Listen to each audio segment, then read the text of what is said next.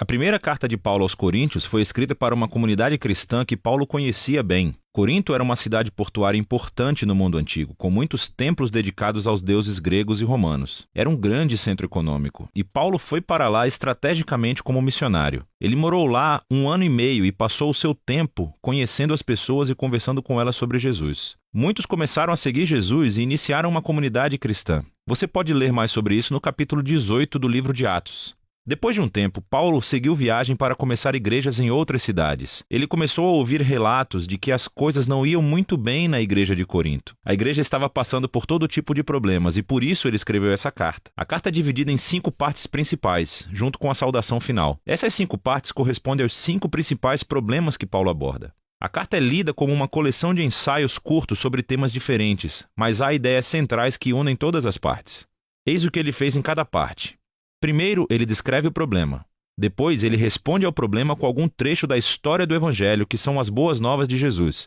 Ele mostra como as pessoas realmente não estão vivendo o que elas dizem acreditar.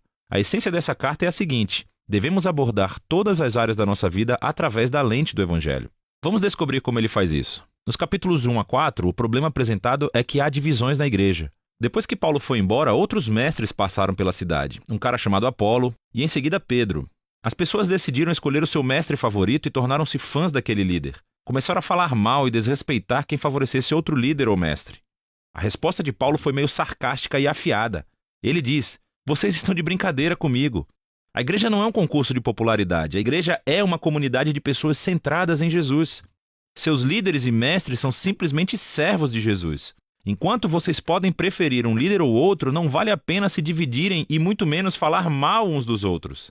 O centro da igreja é Jesus e as boas novas sobre quem ele é e o que ele fez." Nos capítulos 5 a 7, Paulo aborda alguns problemas relacionados com o sexo. Havia várias pessoas dormindo com todo mundo na igreja. Um cara com a própria madrasta e várias outras pessoas ainda adorando os deuses gregos nos templos locais e fazendo sexo com as prostitutas que trabalhavam ali. Não só isso, mas havia pessoas na igreja que diziam que isso não era nenhum problema. Eles diziam: "Ei, somos livres em Cristo. A graça de Deus é infinita, não é? Então, sem problemas." Mas Paulo diz que não está tudo bem. Através do Evangelho, ele mostra que essa forma de pensar está errada. Ele diz: "Lembrem-se, em primeiro lugar, que Jesus morreu pelos seus pecados, incluindo a destruição de relacionamentos causada pela má conduta sexual." Se você é um cristão, a integridade sexual é uma das maneiras principais de respondermos à graça e ao amor de Jesus. Paulo também lembra que, assim como Jesus ressuscitou fisicamente dentre os mortos, os nossos corpos também serão erguidos dentre os mortos, o que significa o seguinte: se o seu corpo está sendo resgatado por Jesus hoje e eternamente, então o que você faz com o seu corpo é importante. É muito importante. Não é seu para fazer o que quiser. Paulo deixa isso muito claro. Ser um seguidor de Jesus também significa não comprometer a sua integridade sexual. Nos capítulos 8 a 10, a questão é sobre comida, mas não apenas preferências alimentares, como se você gosta ou não gosta de determinados alimentos. A questão sobre a qual os coríntios estavam divididos era sobre a carne vinda de animais sacrificados aos deuses gregos e romanos nos templos locais. Havia uma divisão entre os cristãos judeus e os gentios sobre como responder a esse problema.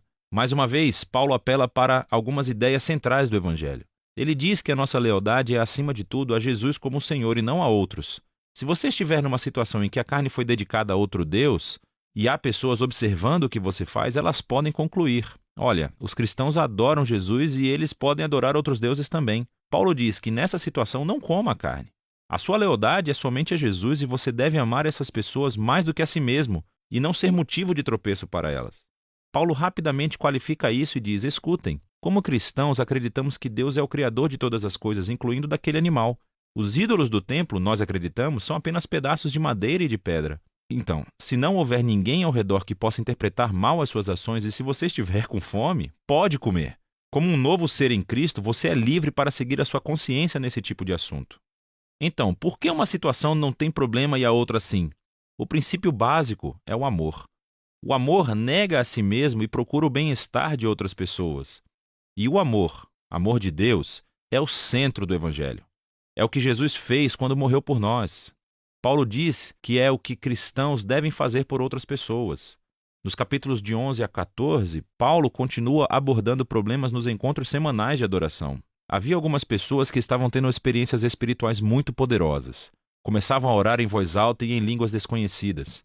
Outras pessoas começavam a compartilhar um ensinamento ou uma palavra de Deus e, em seguida, alguém levantava e interrompia porque também queria compartilhar.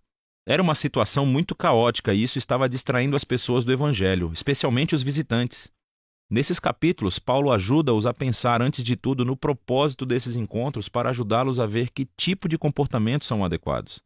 Ele diz que o encontro semanal é um lugar onde o Espírito de Deus trabalha através de todos e isso acontece de forma unificada. Ele desenvolve uma metáfora legal sobre a igreja, como um corpo humano. É um corpo, mas tem partes diferentes. Cada parte serve um papel único e importante. Ele nomeia um monte de coisas que o Espírito faz através de todas as pessoas diferentes, tudo para a edificação da igreja. Esta é uma frase-chave desses capítulos. Paulo conclui que o maior valor dos encontros deve ser o conceito principal do Evangelho, o amor de Deus. O amor também é uma palavra-chave nesses capítulos. O amor irá obrigar cada pessoa a usar o seu dom para servir e procurar o bem-estar do outro. Paulo aplica isso aos problemas dos coríntios. Algumas pessoas pensam que o objetivo do encontro é ter experiências espirituais intensas ou é ter uma chance de falar o que vem à mente. Paulo diz: escutem, eu sou um grande fã de experiências poderosas de oração.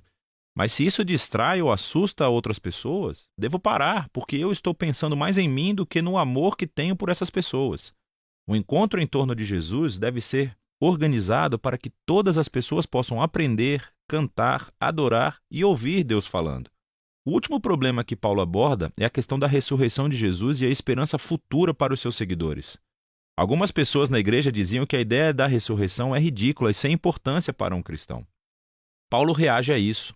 Ele começa dizendo que a ressurreição é uma parte essencial do Evangelho. Nós acreditamos nela por causa das centenas de testemunhas oculares que viram Jesus vivo em corpo físico depois de ser publicamente executado pelos romanos. Se Jesus não ressuscitou, Paulo diz, então a sua morte não teve sentido.